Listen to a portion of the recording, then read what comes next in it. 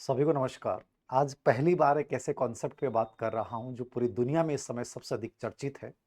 प्रधानमंत्री नरेंद्र मोदी जी ने एक अपील की, उस अपील के बाद बहुत सारा विरोध और समर्थन दोनों चीजें चल रही हैं।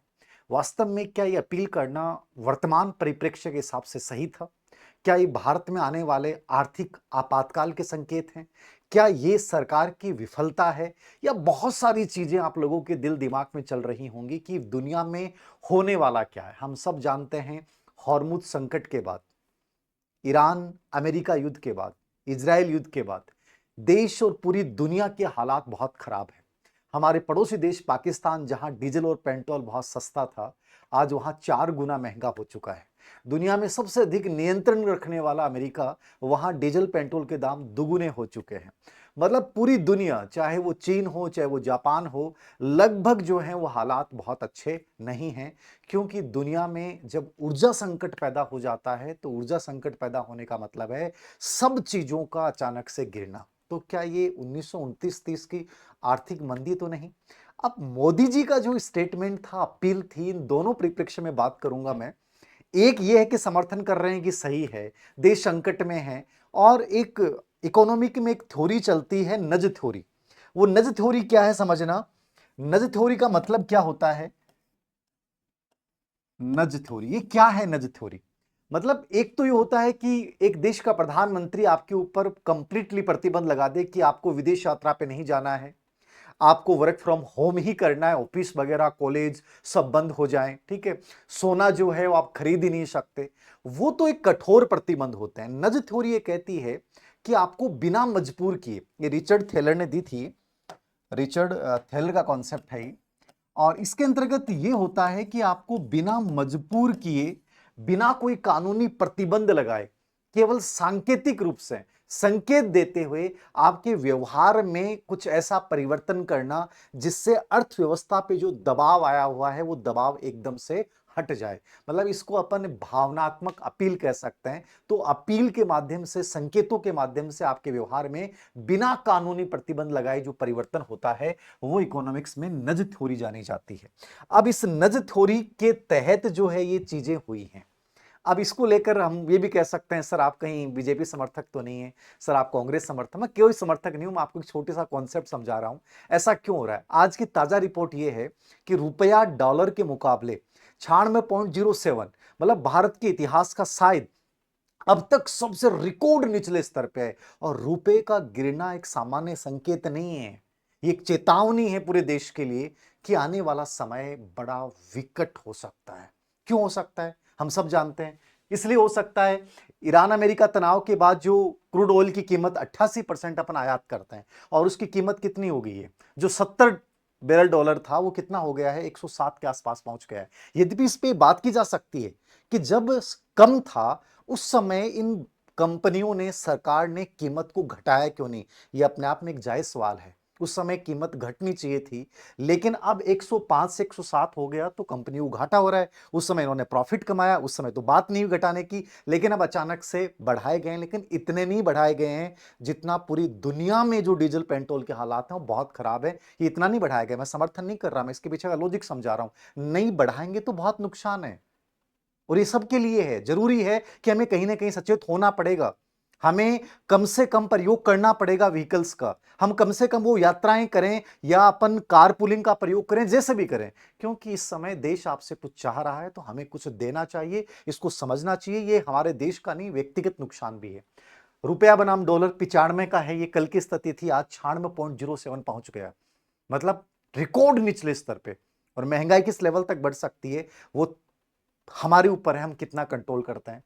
सोने का आयात, पूरा लगभग आयात हम, बाहर दुनिया का सबसे अधिक आयातक देश है सोने का, और सोना हम बाहर से मंगा रहे हैं।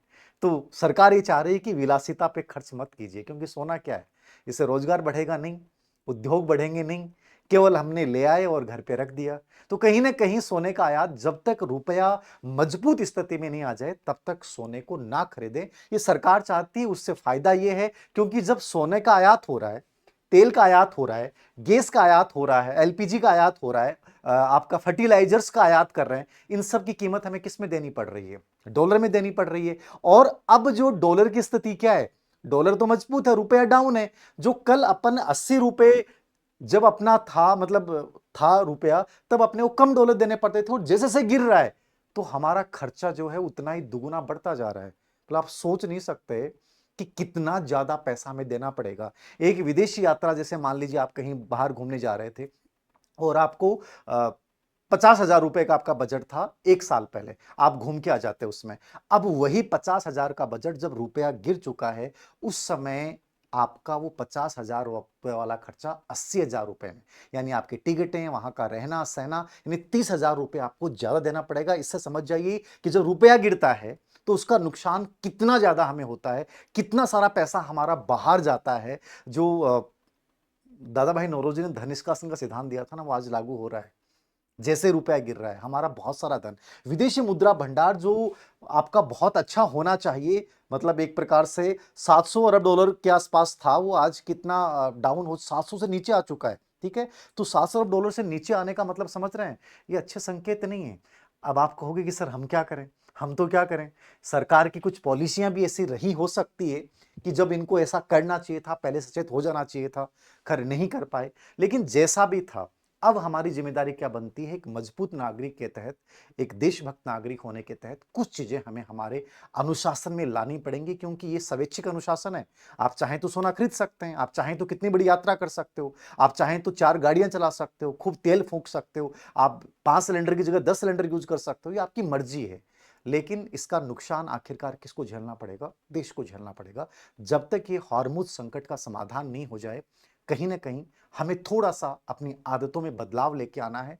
और कहीं ना कहीं हमारा खुद का फायदा है, सरकार को क्या फायदा है, देश को क्या फायदा, उससे ज्यादा आप ये सोच के चलिए कि हमें खुद को भी फायदा है। तो इसलिए सरकार ने अपील की कि 1 साल तक सोना ना खरीदें, ईंधन का किफायती इस्तेमाल करें, वर्क फ्रॉम होम अपनाएं, और ये लगभग जगह लागू हो चुका है।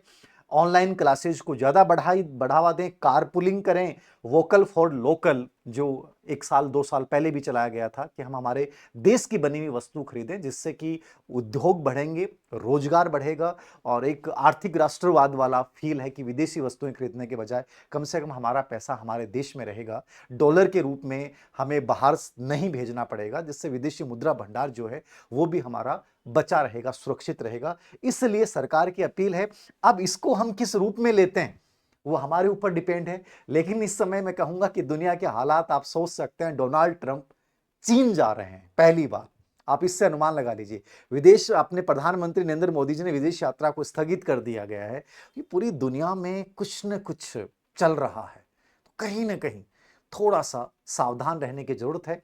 खैर, सरकार को भी इसको लेकर काफी पहले से प्रयास करने चाहिए थे। दोनों चीजें हैं, हम पक्ष विपक्ष में नहीं जाना चाहेंगे, केवल एक देशभक्ति के दृष्टिकोण से कहेंगे कि कहीं ना कहीं हमें एक संयमित दृष्टिकोण यहां पे अपनाना पड़ेगा, जब तक पूरी दुनिया के हालात ठीक नहीं हो जाए। धन्यवाद।